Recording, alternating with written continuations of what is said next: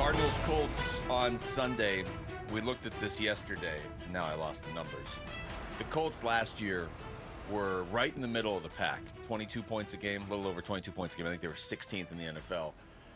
This year, they're averaging over 32 points a game. So that's a 10-point jump, which is huge in the NFL. They increased by 50% almost. So if you're the Cardinals defense, you've been the most consistent part of this Cardinals team this year. I know that they sort of folded towards the end of the game against Tennessee, too. That game was very weird. But just with the pressure that's on them right now, what do they have to do against this offense on Sunday?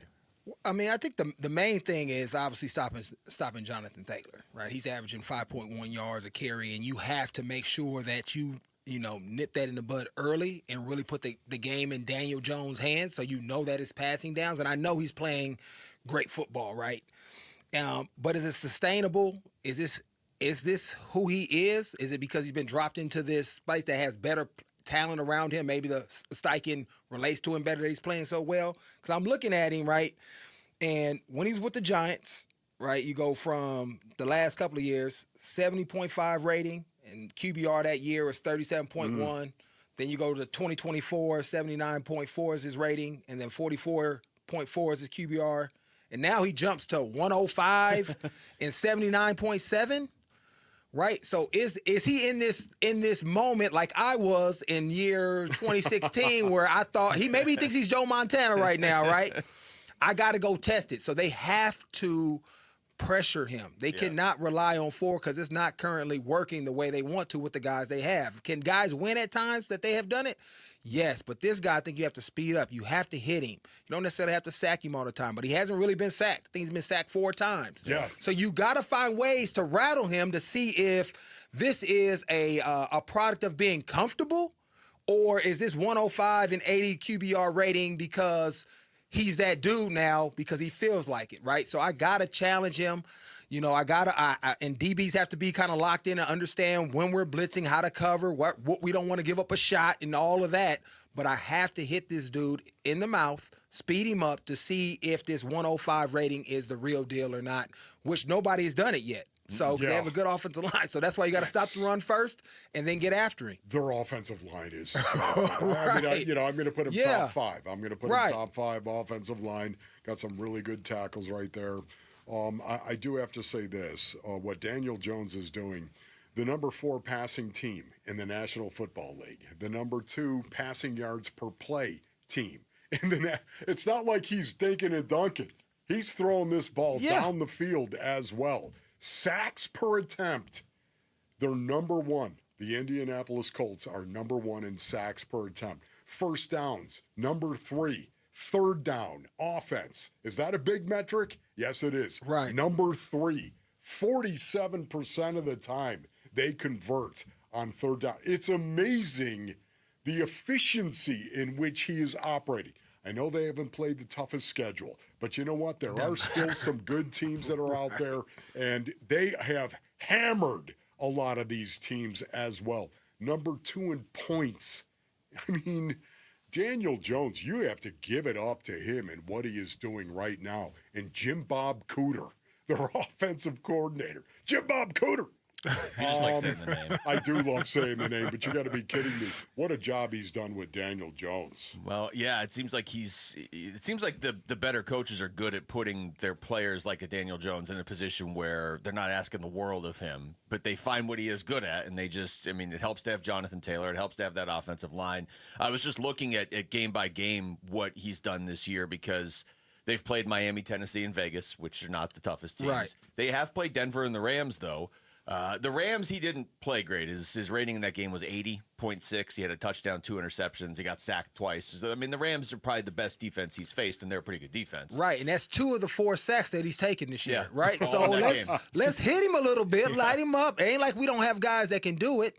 Right, but sometimes you got to add a little bit of flavor to it, which Nick Rollins has done in the past, so we just got to add that back in. It don't have to be every time, right? Maybe you are worried about your corners giving up some big plays, which they've done later in games, but let them dudes compete early, set the tone early, and then kind of fall into whatever you want to get to. But I want to make sure, I want to see if he is who we think he is or who he thinks he is right now or who we've known him to be over the last 4 or 5 years of his career by hitting him, speeding him up, and making him make decisions. Because if you do have a good offensive line, right, if I'm going to sit back here with time, I can go through my progression.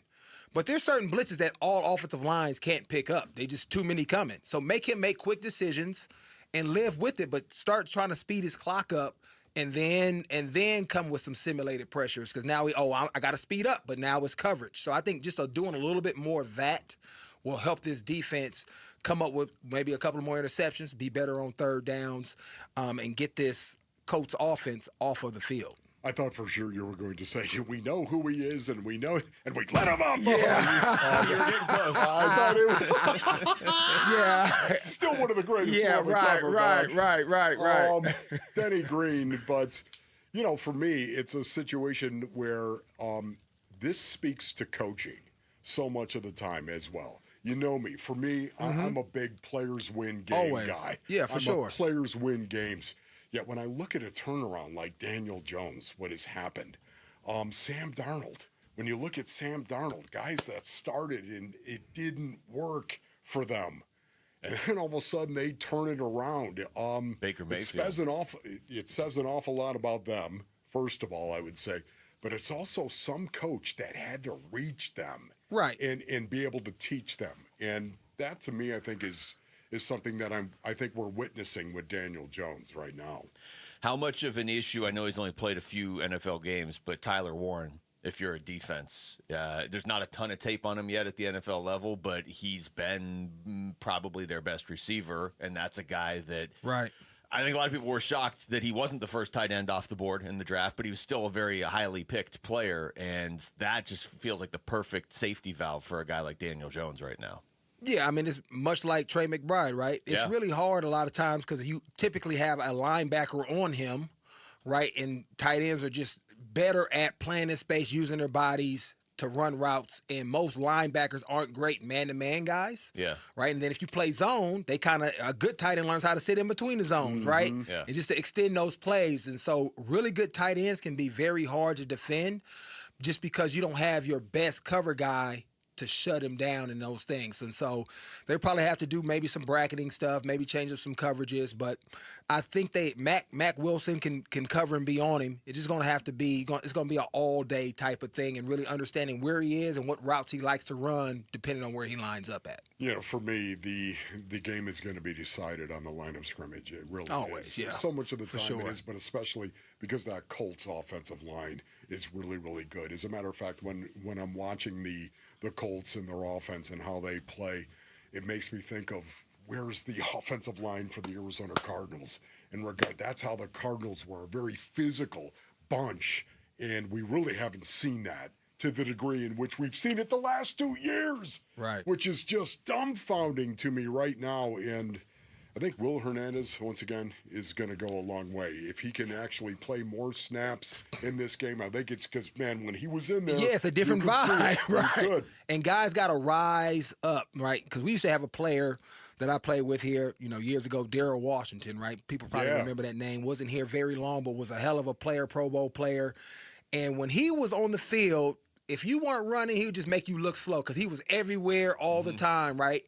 And in the same way, that's what Will Hernandez does when he's on the field, blocking. His physicality, his mentality makes you rise up because if you next to him and he makes you look soft if you're not going out there and trying to meet it, right? Right. And so he's one of those impact players, to your point, Wolf, that I think rises the tide when he steps in because people understand, like, hey, there's a certain standard. Will is out here, man. We gotta be on our P's and Q's. Yep. It's like starting a show with Wolf and he's already standing up and screaming into the microphone before I've even said hello. So great stuff as always, man. Thank you. Always appreciate you.